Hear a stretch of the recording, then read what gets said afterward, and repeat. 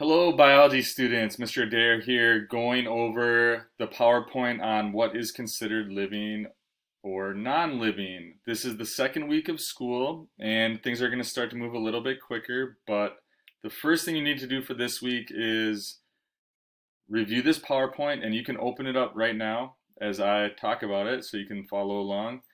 And related to this will be the assignment of you using the four characteristics of life to determine if you think an item is living or non-living. But you are in biology class, and what is biology? Bio means life, and ology means the study of. So biology is the study of life. And with that being said, we use our senses to observe the world around us. But what do we actually consider living? That's the main question. So this PowerPoint will go through the four main criteria that we use to consider something living or non-living. All right. So after this slideshow today, you will be able to describe the four characteristics of life and how do we consider something living or non-living. Okay, number one, you will be quizzed on this too, so make sure you're writing this down in notes or putting it into your memory. But all living things are made up of cells. Cells are the basic unit of all life.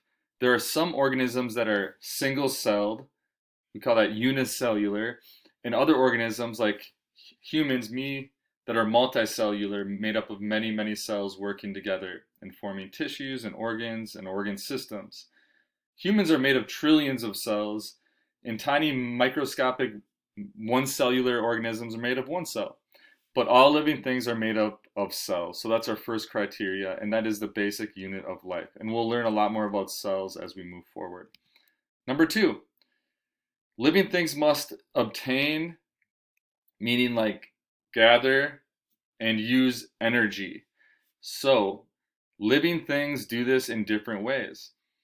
If you are watching this right now, your brain is making all these connections. You're breathing, you're sitting in your chair, maybe you're listening to your siblings yell in the other room. But either way, your body is using energy as we go through this right now. And the energy that your body is using is breaking down the food that you ate. However, if you look out your window, you're going to see some trees, and they use energy differently through photosynthesis. Through photosynthesis, they use the sun's energy. So whether you use the sun's energy directly through photosynthesis, or you break down food through cellular respiration, or some weird, crazy chemosynthetic organisms actually use chemicals for their energy, but all living things obtain and use energy. All right, number three. To be considered living, you must be able to reproduce, grow, and develop, which is different for different organisms. But if you think about it, if an organism cannot reproduce itself, then it will be wiped off the face of the earth just in one generation. So in order to be considered living, the organisms need to reproduce, grow, and develop. That's the third main thing. And then the fourth main criteria for considering something living is that it changes response and adapts to their environment. And in many instances, that's on an individual level, but really we're talking about more evolution as a population will change over time and adapt to their environment. And we will talk about that in greater detail later this year. Okay, so quickly in review.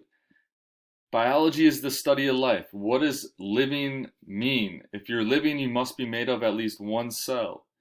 You need to get energy, and you use energy. All organisms respond to their environment, and all organisms develop and reproduce. Four main reasons to consider something living. Okay, now there's going to be an assignment that you need to do in Schoology, and it's pretty easy, but it's gonna walk you through and give you practice on how to look at these things. So I'm gonna switch over here. Okay, this is your project in Schoology due on Saturday, but you might as well just get it done right away. So if we were really in class, I'd have real objects that you would look at and determine. So for these, you just need to put a check mark. Is a potato made of cells? Does it need energy? Does it respond to its environment? Does it reproduce and develop? And then you make a determination. Is it living, non-living, or dead? So let's see here if I can do this.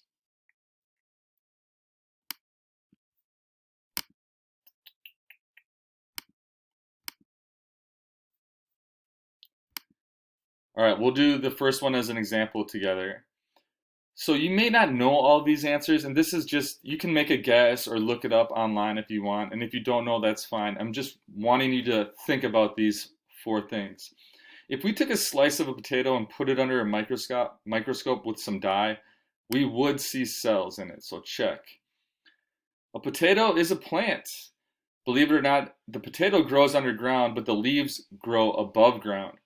In fact, if we actually took this potato and cut out one of its, they actually call them little, like the eye of the potato, it's just a little dot, and sometimes you'll see that in a potato. We could plant that or put it in water, and the leaves would grow. And so potatoes do need energy when they're growing. Now, is this potato considered, is a living, non-living, or dead? Well, we'll make a determination. If we did put some of that potato in water with some nutrients and it starts to grow, can we say, is that responding to the environment? I think so. And like I said, if we cut out the eye of the potato, and plant it, it's going to grow and produce more potatoes. So yeah. So I'm going to say this potato is considered living. I'm just going to, an L for living for this. This is hard to write on here, so I'm just going to say, whoop, wow. Let's get rid of that. This potato will be considered living, okay? All right. And you guys can go to the next one and do that. Wow. Sorry, this won't write very well, so I'm just going to stop right there. But leopard gecko. We have some geckos that are normally in our classroom, and you probably could figure that one out pretty easily. A rock. Go through the 4 characteristics. Carrot seeds. An oak tree. A chicken egg. Algae. Or then you can do your best to, is a zombie alive or dead? Anyhow, don't worry about a ton of getting it right or wrong. I really want you to go through the 4 main reasons that something is living or non-living, because I'm going to test you on that, and it's important that you know it. All right, keep doing your work and do a good job, and I will send out more videos, and I will meet with you guys on either Thursday or Friday, depending on what class you're in. Okay.